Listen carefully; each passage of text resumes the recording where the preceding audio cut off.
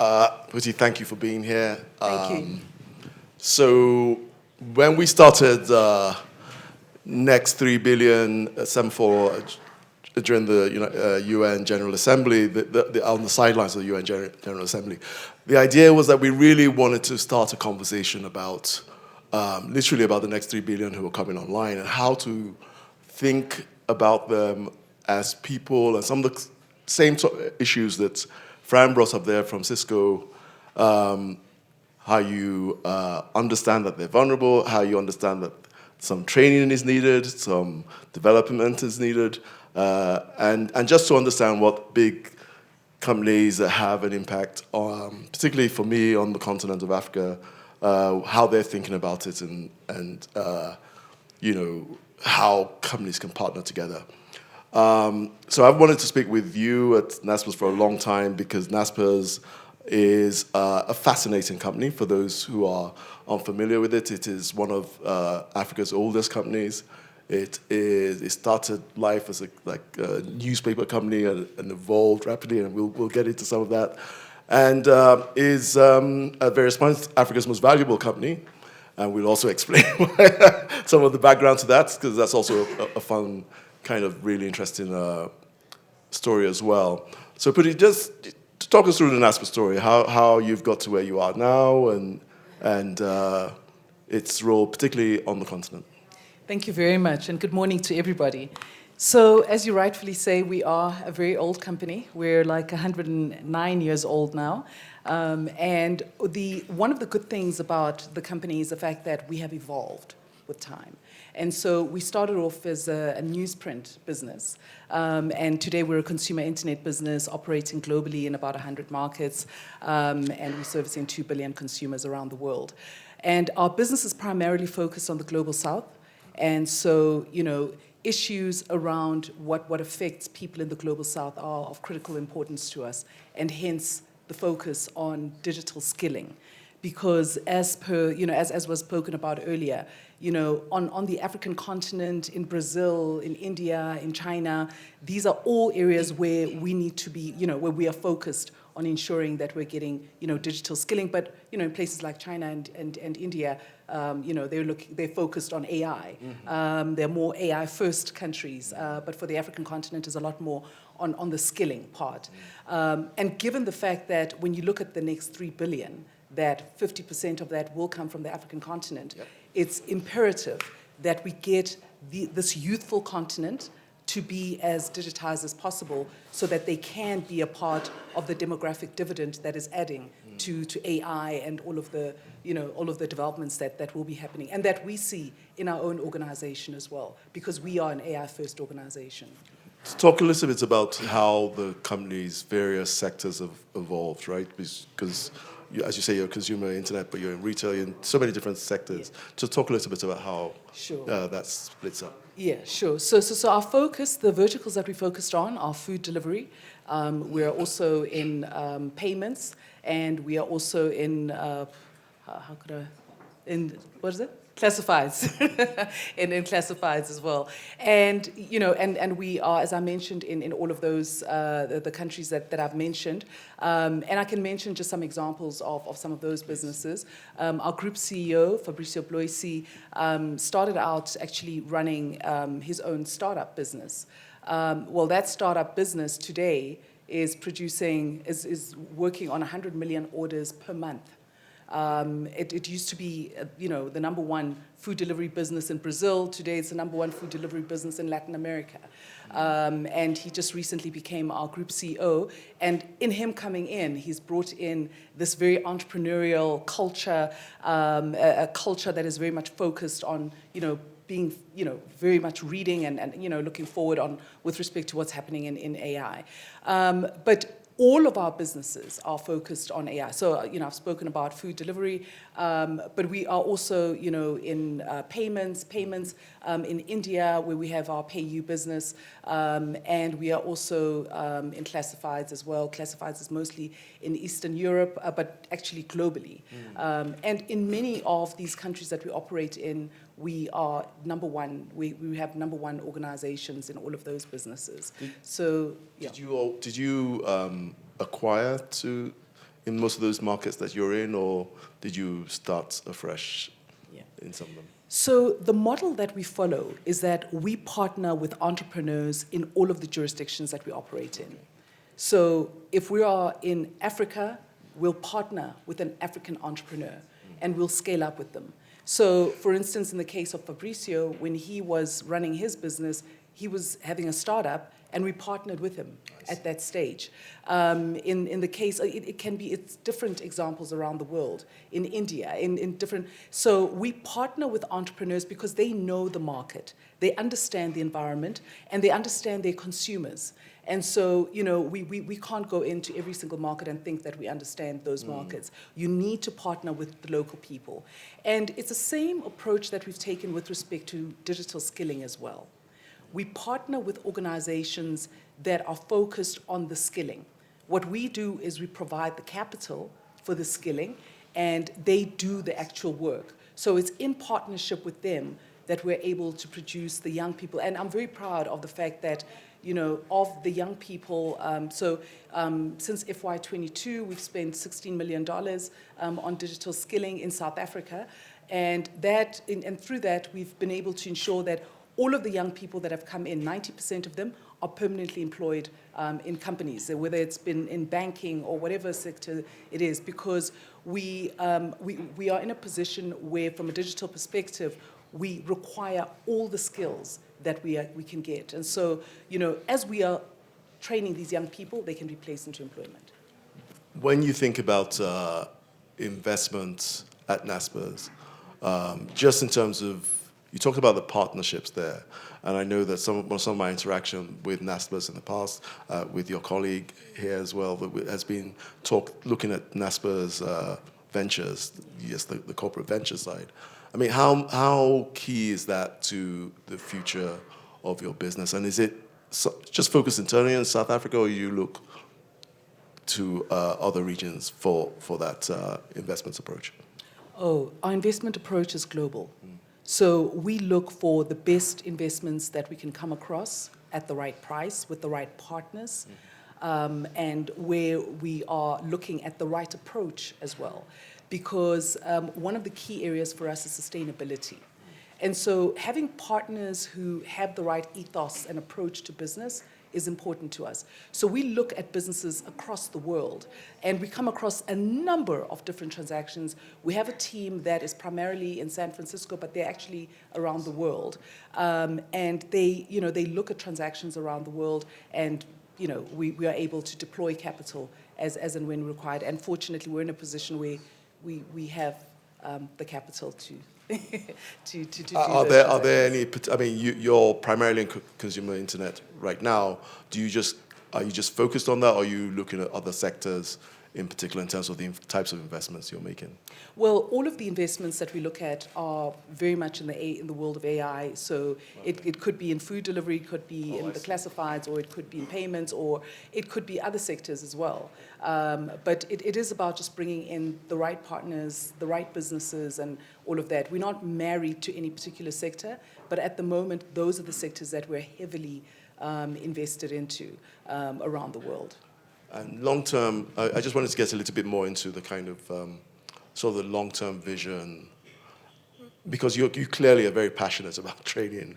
And what's the long-term vision here in terms of the numbers of people you're trying to train, and the kind of investment that you're having to make to get this to scale? So from our perspective, what we found is that collaboration is key to what we're doing. And so what we are doing now, and given the fact that South Africa is getting ready to host the G20 also, we are looking at partnerships. And so in South Africa, we've been having discussions with other organizations that are also focused on training of young people.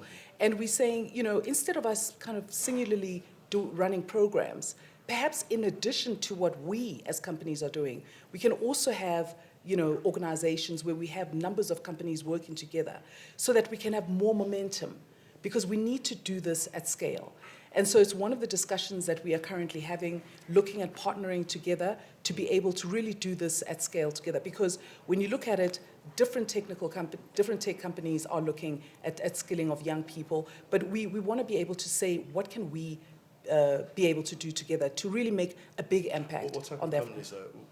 What type of companies are you trying to partner with? It's tech organizations in South Africa, and we have all of them who are there. I just don't want to name them. No, Yeah. I guess it's less about the names and just Yeah. sort of.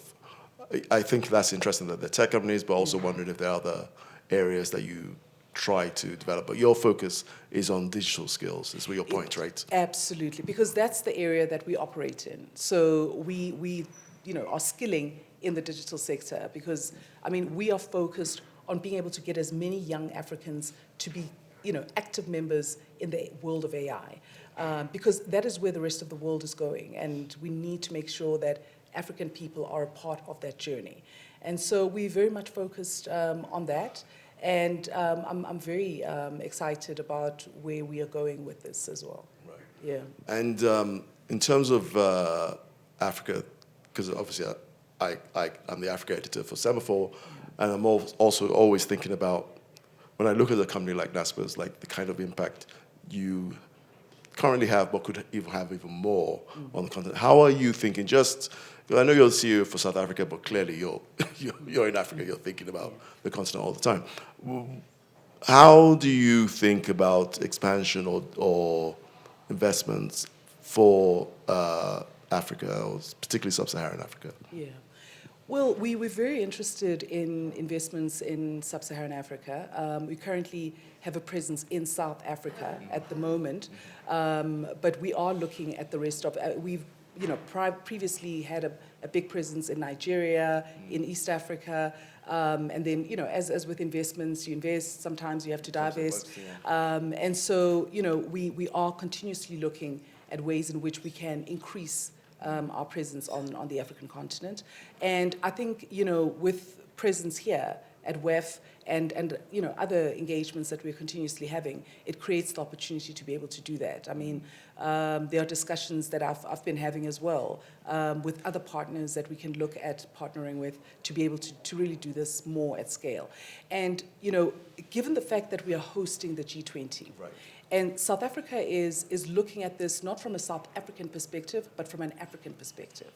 And so we are partnering with a number of companies on the continent to ensure that we can together be focused on this area. So, for instance, right now, I'm the chair of the Digital Task Force. Nice. And so from that perspective, I've been looking at different companies on the African continent, and I was speaking to another one just last night, to see how we can work together to ensure that beyond our hosting of the G20 and handing over to the US, that we are able to see the depth of the skilling that we've been able to do in Africa, to ensure that young people are really a part of this legacy.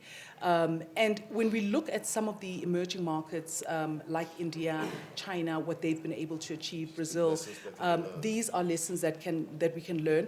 And one of the areas for me that is of importance is on startups. Many of us tend to invest in early stage businesses, businesses that are post-revenue, but startups are businesses where you find less investors kind of willing to take that level of risk. And we need to focus exactly there in startups. And when you say we, I just want to make sure I know who the we is. Are you talking specifically about Naspers' approach, or are you talking about in these partnerships with other established companies on the continent? So I'm talking about us and other companies as well. Yeah.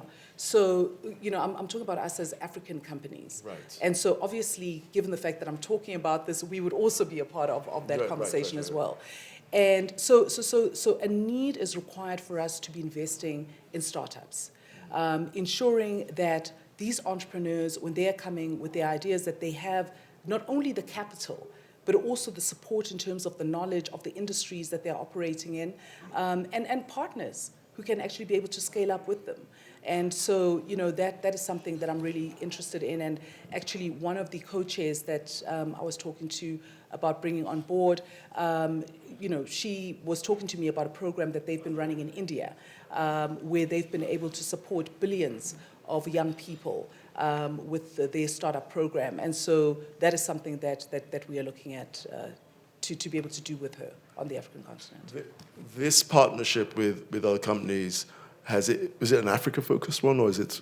It would be an Africa focus, yeah. It would be an Africa focus. And has that been previously? That's been established for a while, or this is just the new focus of the task force? So this has been done. So India has hosted the G20 and B20. Okay, so this before. is under the. So they've done it before, and so we are looking at now taking over from that. We, the country that hosted the G20 before us was Brazil. Yes. But I've been talking to a number of other companies that have hosted as well, just to see what we can use and what we can learn from them. Right. Yeah. Right. Yeah.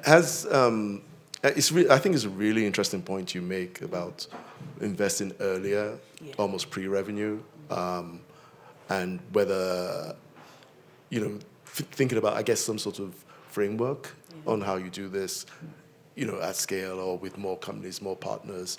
I mean, if you, as someone who operates on the continent, if you had sort of a magic wand to wave and have some sort of influence on policies in multiple countries. Obviously, we now have the free trade area. We could do it under that. What kind of changes or impacts would you like to see with the regulatory environment? Yeah. So we actually did a study with an entity called Mapungubwe in South Africa, and in the study, one of the areas one of the things that we saw was that it's important that we look at legislation, the compliance of legislation, and particularly for startups, that they shouldn't have the same level of compliance required from established organizations.